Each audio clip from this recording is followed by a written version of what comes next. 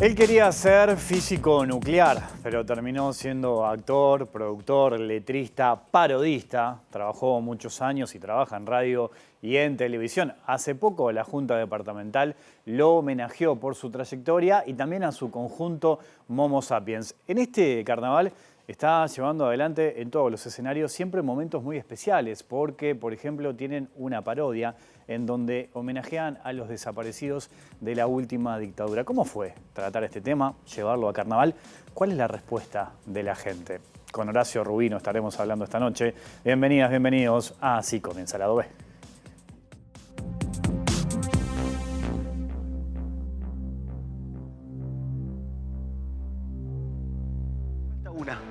Una que atraviesa todas las historias, que empezó en el 73, pero sigue hasta el día de hoy.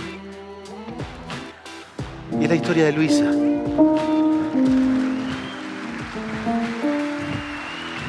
Luisa Cuesta. Ella fue encarcelada al otro día del golpe de Estado. Sí, la tuvieron un año encerrada. Tenía 53 años. Su hijo, Nevio Ariel Melo Cuesta, lo secuestraron y lo desaparecieron en Buenos Aires en el 96. Pasó toda su vida buscándolo, hasta que murió a los 98 años, en el 2018. Luisa no faltó a ninguna marcha del silencio desde 1996. Su hijo aún sigue desaparecido. Decía Luisa, llega un momento en que los familiares son todos tuyos. Ya no peleas por el tuyo, peleas por todos. Y como le cantó el octeto, un grupo de expresos políticos que se juntaban a cantar mientras estaban encerrados: remuevan la tierra, no dejen de removerla, con ternura, como acariciando un tesoro escondido. Yo estuve en todas y cada una de esas historias. Quizás ustedes no me vieron, pero yo estuve ahí.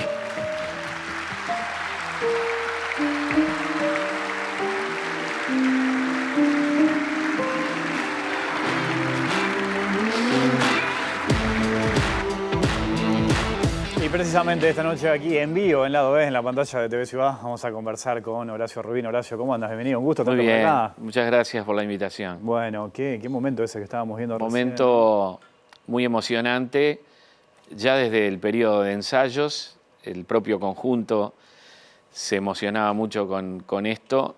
Los componentes más jóvenes que no vivieron esa época y que desconocían muchas de estas historias, se empezaron a interesar y a sorprender cuando nosotros les contábamos cosas que habían pasado.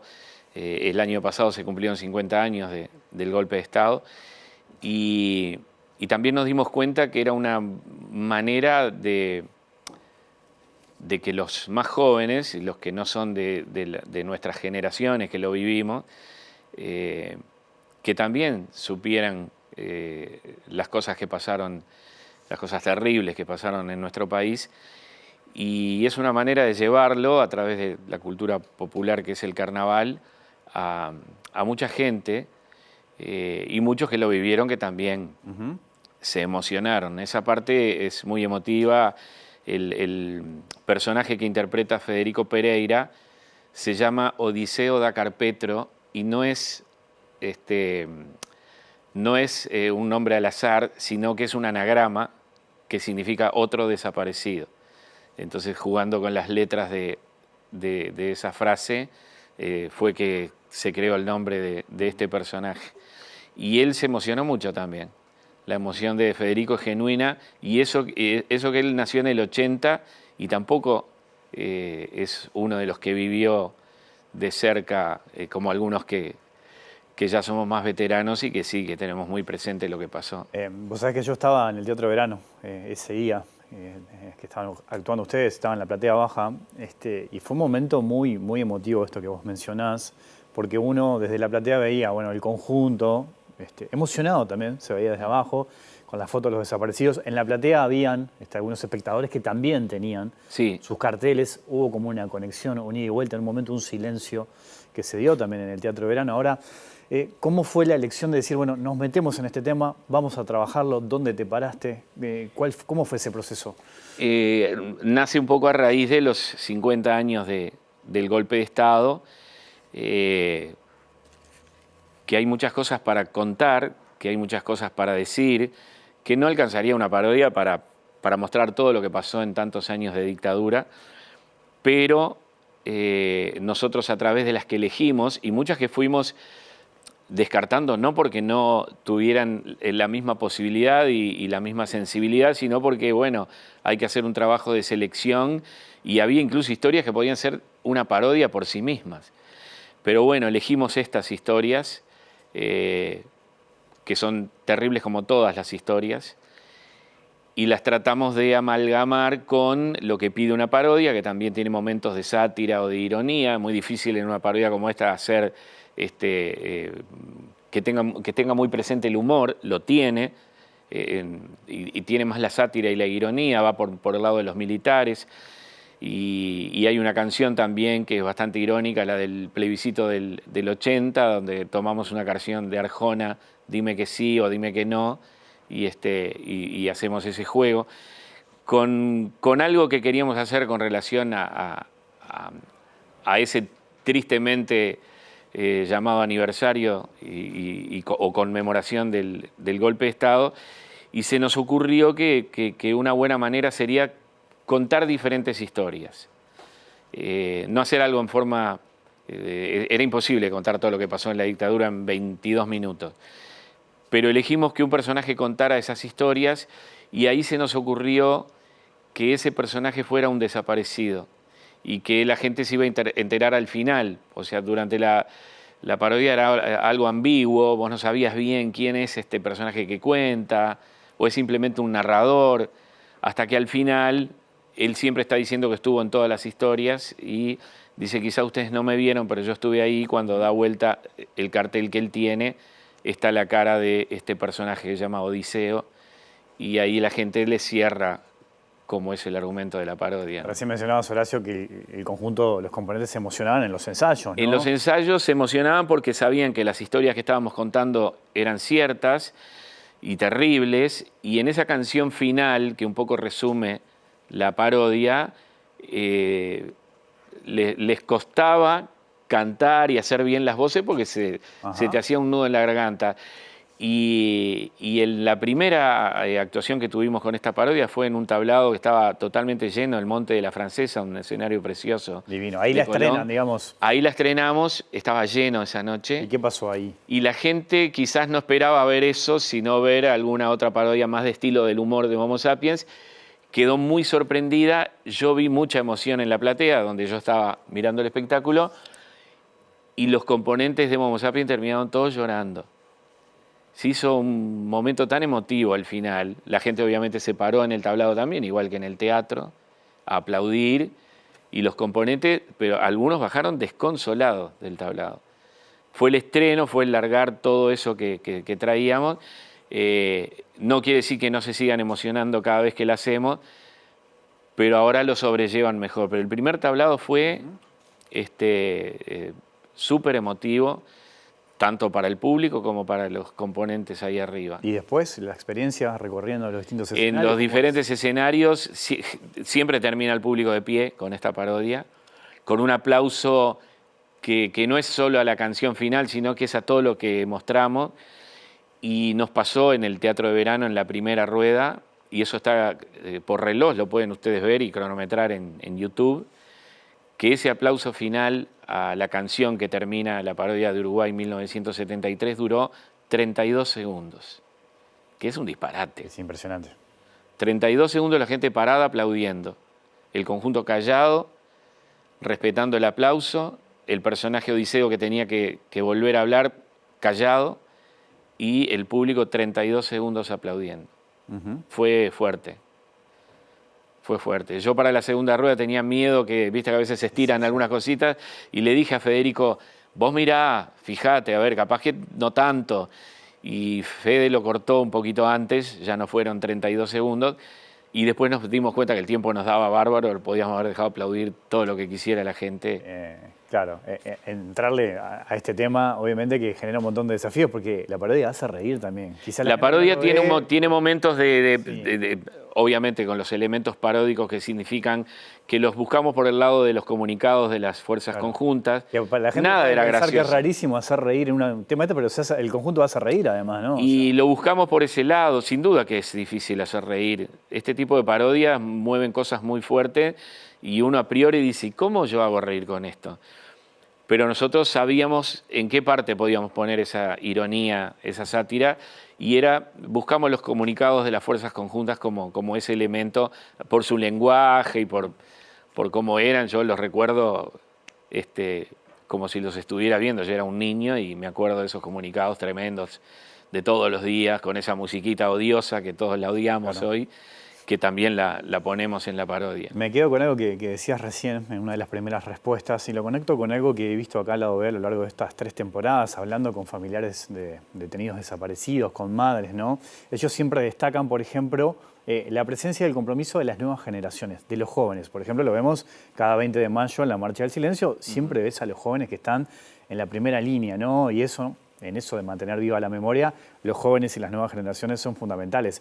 Vos decías recién, los jóvenes de mi conjunto se emocionaron, fueron a buscar información, y yo pensaba que lo interesante es que el carnaval tenga este tema, lo ponga arriba de los escenarios, sirve, funciona para un montón de cosas, sobre todo porque además la categoría de parodistas convoca muchísima gente joven, y el hecho de que en los tablados, en el Teatro de Verano, en los ensayos, se pueda plantear este tema, es algo muy interesante. No sé si eso también lo tuviste en cuenta en el momento de desarrollar el espectáculo, lo fuiste viendo con el paso de los días. Lo fui viendo con el paso del tiempo, del respeto y el interés que también la gente joven le daba a esta parodia. Pasaron cosas en los tablados a veces, cuando hay festivales de parodistas, vos ves gente en el público que está con distintivos de otros conjuntos y aún esos hinchas genuinos de otros grupos también se paraban a aplaudir. Entonces como que esto trasciende la competencia, trasciende las ideologías. Esto creo que es algo de las cosas que nos tienen que unir, ¿no? como pueblo. Y realmente estamos muy contentos de haberlo hecho y de haberlo conseguido, porque no era fácil conciliar lo que la parodia pide como momentos de humor o de sátira o elementos paródicos, y creo que lo conseguimos. Y ha sido una experiencia y lo sigue siendo realmente maravillosa para todo el conjunto. Lo mencionaba y lo recordaba en la introducción, la Junta Departamental te homenajeó hace poco por tu trayectoria, por la de Momo Sapiens. Vos tomaste la decisión de bajar de los escenarios. Sí. ¿Estás extrañando subir ahí? Siempre se extraña. Siempre vienen momentos en que uno dice, subo y hago tal cosa, pues estoy viendo algún remate posible, algún chiste.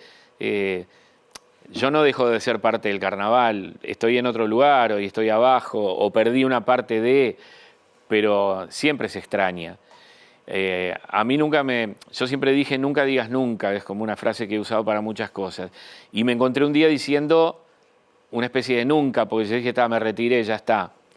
Y algunos me hicieron ver, vos siempre decís, nunca digas nunca. Capaz que hoy estás consustanciado con el me bajé, pero ¿quién te diga que mañana no quieras subir, aunque sea por una vez por algo? Y bueno, le doy ese permiso, ¿no? de que puedan pensar eso. O sea, no voy a decir nunca para que sea nunca digas nunca. Por ahora sí estoy en esta función, recién es el segundo año que no subo a los escenarios. Ahora, ¿quién te diga que en algún aniversario o algo podamos? No lo descartás, está bien. No lo descarto. Ahora, en tu trayectoria hay algo interesante, porque vos como espectador veías a los Clappers, por ejemplo, Sí. y después fue tu primer conjunto, en realidad. Sí. Terminaste ahí, ¿no? Yo miraba como público a los Clappers y a los Gabis, con todas sus virtudes, y nunca se me pasó por la cabeza estar ahí arriba. Llega una invitación, yo hacía teatro en la Asociación Cristiana de Jóvenes, y terminé arriba de los escenarios que yo miraba como público sin pretender en ningún momento subir. Y se dio por accidente. Y desde ese día que pisé los escenarios hasta hace 2 años nunca me bajé. Y bueno, fueron 4 décadas que de las cuales estoy muy orgulloso, porque el carnaval es un fenómeno popular, el que lleva más gente en este país y que tiene muchísimos méritos también. Ya que estamos hablando de los 50 años del golpe de Estado, se cumplieron el año pasado, el carnaval fue una de las puntas para poder decir lo que no se podía decir en otros lados contra la dictadura. Y eso el carnaval lo tiene que llevar con mucho orgullo también. ¿Y cómo tomás, por ejemplo, las críticas que el carnaval recibe cuando dicen, no, está flechado, es el carnaval del Frente Amplio, no critica al Frente? Vos haces humor político, no haces humor político partidario, pero siempre están... Que ahí está la diferencia. Yo cuando me han hecho esa pregunta digo que a mí no me asusta que el carnaval sea político, porque de hecho el carnaval, por concepción, el carnaval es crítica, el carnaval es la voz del pueblo que se manifiesta de esa manera y tiene que criticar a todo el mundo y a todo lo que está mal. Y eso es hacer política también, pero no política partidaria. Ahí está la diferencia. Nosotros este año hacemos chistes para todos los gustos, o sea, criticamos tanto al gobierno como a la oposición en chistes desde el punto de vista social, no desde el punto de vista panfletario, ¿no? Y a mí no me asusta que haya política en el carnaval. Lo que a veces, o por lo menos yo no lo hago, no me gusta hacer, es ponerte de un lado solo tirando piedras para el otro. Yo creo que todo lo que está mal hay que criticarlo si sos una murga, y de todo lo que está mal podés hacer humor si sos un humorista o un parodista, y me parece que ese es el camino. Ajá. El humor siempre presente en tu vida. ¿Qué hay de cierto que Beethoven fue el protagonista de tu primer chiste? Sí, mi primer chiste cuando era, Beethoven, ¿cómo fue tenía 6 años. Ajá. Y estaba en la escuela, en primero de escuela, y yo era un poco el gracioso de la clase, lo fui siempre, escuela y liceo. Y la maestra preguntó qué era Beethoven, y yo levanté la mano y me dio la palabra y dije sordo, y me echó de clase. Oh, de clase, claro. Fue mi primera expulsión con 6 años. Fue tu primer chiste, ahí marcás la piedra. Y yo siempre le digo, ese fue mi primer chiste en mi carrera, que era todavía amateur en ese momento, claro. Pero siempre estuve vinculado al humor, y al humor generado en el momento, sobre todo. Estás en una reunión de amigos y surge algo y vos le agregás un chiste a eso que se está diciendo, y es como una deformación ya que tengo, y que los que sintonizan conmigo la tenemos todos. Entonces a veces se hacen grandes tertulias donde se habla de un tema y ya uno agrega un chiste y el otro otro y el otro otro, y eso es diario. Hace un rato estuvimos una especie de tertulia con relación a una noticia de actualidad, y nosotros nombramos a Emerson Fittipaldi en una de las parodias, en la parodia de Barbie, y hoy justo murió Wilson, que no es Emerson, es el hermano, y entonces empezamos, que es un secreto a vivas voces, que en el cortejo fúnebre le dieron la pole position, que se atragantó porque estaba comiendo las carreras, que era un piloto de F1, pero cuando se atragantó lo quisieron reiniciar con F5. Ahí está. Y así no paramos. Ajá. Y entonces se tira un tema arriba de la mesa, no es que se tira, sale por accidente, y vos empezás a poner un chiste y el otro pone el otro, y bueno, es una deformación que tenemos. Ahora, sos consciente que hay un estilo rubinesco, si se quiere, ¿no? Bueno, eso... Me lo han dicho un montón de veces. Me lo han dicho un montón de veces, y a uno le genera también cierto orgullo que un estilo de humor se identifique y se haya nombrado con tu apellido. Yo una vez hice durante varios años una media página de humor en La República, y ¿qué nombre le ponemos?, me dijeron. Ponele rubinescos, porque eran de ese estilo los chistes. Por supuesto que hoy en carnaval ese tipo de humor, o más o menos el que está más asociado a Momo Sapiens o a las cosas que yo escribo, le llaman así. Eso es humor rubinesco, dicen. Y yo lo tomo como un cumplido. Bien, lo tenés claro, eso claro. Está marcando la trayectoria. Años de televisión, años de radio también. ¿Todavía te siguen marcando lo Horacio y Gabriela? Sí, siempre. Siempre. Todo el tiempo. En todo tiempo y lugar, y en los momentos más insólitos, aparece alguien que miraba el programa. Pero cuando decís insólitos, más o menos, ¿a qué te referís? Sí, yo qué sé. Mi mamá, que ya no está con nosotros, se tenía que hacer un trasplante de córnea, y una cosa que me sorprendió, que me decían que yo tenía que ir a buscar la córnea al banco de órganos y llevarla a la mutualista donde se le hacía la intervención, y bueno, con miedo bárbaro fui a buscar eso, y el médico que me entregaba la heladerita con la córnea para llevarla. Y yo quería salir así, porque digo, me pasa algo, yo demoro con esto. Y me dice, perdona que no tiene nada que ver, dice, pero yo te veía cuando era chico, me dice, el médico, túnica, estetoscopio. Y entonces te encontrás con público del programa o gente que te viene a reclamar, dice, te mandé 1000 dibujos y nunca me regalaste ni un yo-yo, Claro. que te dicen en la calle, o te gritan desde un auto un pedazo de una canción. O sea, te Entonces, cantan canciones, la locomotora, por ejemplo, te la una cantan. forma de saludar que es muy simpática en la calle es que me canten un pedacito de una canción del programa. Me pasa muy seguido. Qué La impresionante. locomotora, me gritan desde... Y digo, son cosas que a uno le gustan en el Ahora, fondo. pegó fuerte esa oración, porque creo que estuvo 4 años el programa. En realidad no fue tanto tiempo, ¿no? Claro, pero fue para como un mí, impacto grande. como decimos en otra parte de una de las parodias, estuve en el momento indicado, en el lugar indicado y en el momento correcto. Porque en ese momento no había la oferta que tenés hoy Claro. de pantallas que pasa por los canales, los viejos canales de aire, pero también pasa por el cable, por el streaming, por internet, por el celular. En aquel momento eran 4 canales de aire y esa era toda la oferta que había. Todavía no había llegado el cable. Entonces era lo que había para ver. Yo creo que si hubiese sido hoy el programa, no sé si hubiera tenido ese éxito. Ajá, claro. Porque era lo único que había para ver a nivel infantil en Uruguay y uruguayo. Estaba Cacho Bochinche también, perdón. Pero tuvo una aceptación, un rating y una explosión en esos 4 años que hoy día con la cantidad y la oferta y la competencia que tenés hasta en la mano en un celular, Claro. sería difícil lograr ese nivel de éxito. Pero bueno, por suerte no había esa competencia y nosotros lo vivimos. Ahora, ¿pero era algo que vos te marcabas el hecho de poder trabajar para un público infantil o fue algo que se dio artísticamente? Yo sé que Se hiciste un dio, casting para no, poder de la misma trabajar. manera que yo no pensaba salir en carnaval y fue por accidente, fui a la televisión por accidente. Yo había tenido una muy buena participación en Los Gavis en 1988, con Pendota Meneses, por ejemplo, Sí, sí. haciendo dupla en las parodias. Y surge una invitación de una agencia de publicidad para hacer un programa de televisión infantil, cosa que tampoco yo la pensaba. Y bueno, ahí surge la posibilidad de hacer un piloto. Primero era un piloto donde se me digitó todo lo que había que hacer. Yo no estaba muy convencido de esa idea, pero bueno, me llamaron, me pidieron que hiciera eso, lo hice, ese piloto no se aprobó. Y yo le digo dice, pero vamos a presentarnos otra vez, vamos a presentar otro. Le digo, ¿no me dejas escribir esa idea? Me dice, bueno, dale.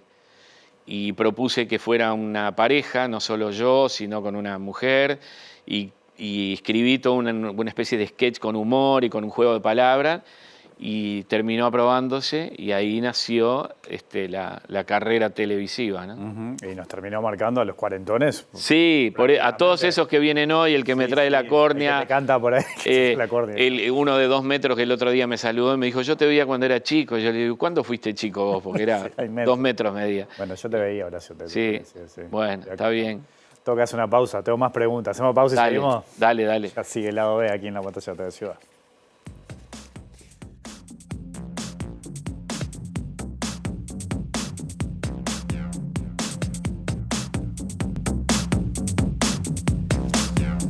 Seguimos en vivo aquí en Lado B, en la pantalla de TV Ciudad, conversando con Horacio Rubino. En este, Horacio, de repasar tu trayectoria, llegaste a guionar a Showmatch, Videomatch, ¿no? En la época dorada, por ejemplo, también de En la época donde era Videomatch. Videomatch, claro. Todavía no Era una había época llegado dorada Showmatch. eso. Sí, tenían 6 equipos de producción y cualquiera de ellos que superaba con creces los equipos de producción que en ese entonces teníamos aquí por lo menos en los canales que yo trabajé.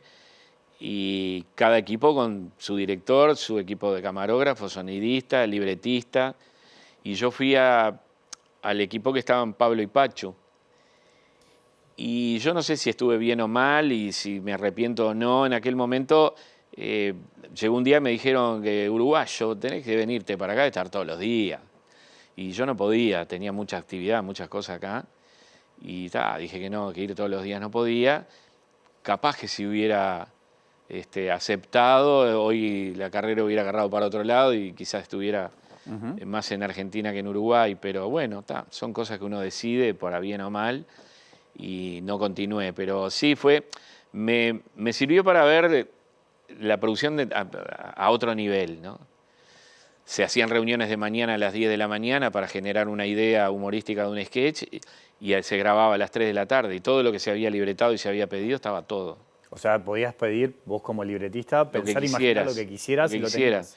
Hacíamos el equipo deprimente, que era una parodia del equipo de primera, y también vamos a hacer que la hinchada haga tal cosa. 2 extras levantaban el teléfono, 2 extras vestidos de cuero, con tacha, con pelos largos, y hacemos tal cosa, y levantaban el teléfono y iban pidiendo todo lo que se precisaba. A las 3 de la tarde estaba todo. Y lo otro era grandes poemas de pequeños autores, que tampoco me gustaba mucho, te soy sincero, porque siempre terminaban con algún gesto obsceno de Pachu agarrándose sus partes íntimas, terminando la última frase del poema, y yo qué sé, eran los carnavales de antes. Claro, acá, eso ¿no? te iba a decir, era incluso en esa época en la que los programas de humor se veían. Hoy lo conversamos en la pausa recién, hoy Sí. con el celular, con todo dinámico. Hoy es la cultura de lo rápido. Yo no creo que los formatos de ese entonces hoy, sobre todo los más jóvenes, lo acepten. Yo te contaba cuando integré el equipo de libretistas desde Calegrón, un sketch tenía un promedio de 8 minutos. Y quizás la situación humorística daba para 1 minuto. Pero se estiraban para que llenara 8. Claro. Y hoy no sé si eso se podría ser del agrado del público, porque hoy te mandan un audio por WhatsApp de 2 minutos y ya decís, no, o lo pasás en 1,5 o 2 por. La gente quiere todo rápido y esas cosas de esos estilos anteriores no sé si hoy tendrían cabida. Hoy viste que todas las redes sociales, TikTok, Sí. son cosas breves, videos cortitos, no hay nada largo. Excepcionalmente hay algo que dure más tiempo. Ajá. ¿Qué te hace reír a vos, por ejemplo? Muchas cosas. Hay muchos creadores que me hacen reír, no solo del exterior, de habla inglesa, como también de acá, del Río de la Plata. Lo más grande para mí, a nivel del Río de la Plata de humor y que a mí me hace reír, fue porque ya están retirados, Lelutier. Libretos geniales de los propios integrantes y de Roberto Fontana Rosa, que escribió para ellos. Pero hubo muchos, había humor argentino que no era el típico humor argentino de la mala palabra. Yo recuerdo, no sé si los que nos están viendo todos lo van a recordar, pero por ejemplo, Viendo a Biondi era un programa que me encantaba. Humor sano, no había nada de doble sentido, y estaba muy bien. Después el humor argentino se fue yendo hacia otro lugar, ¿no? Con mucha mala palabra, mucha doble intención. Quizás lo último, que tenía muchas cosas muy divertidas, reconozco, pero para mi gusto también mucha mala palabra, que era Sin Codificar. Claro, con el Pichu. Con el Pichu, con un amigo de la vida. Y yo no soy mucho de ese humor. A mí el humor verde, con malas palabras, no me gusta. Y en lo internacional, yo qué sé, Mel Brooks, con su Agente F86, que lo veíamos, y hasta el día de hoy, ese tipo de cosas, los Monty Python.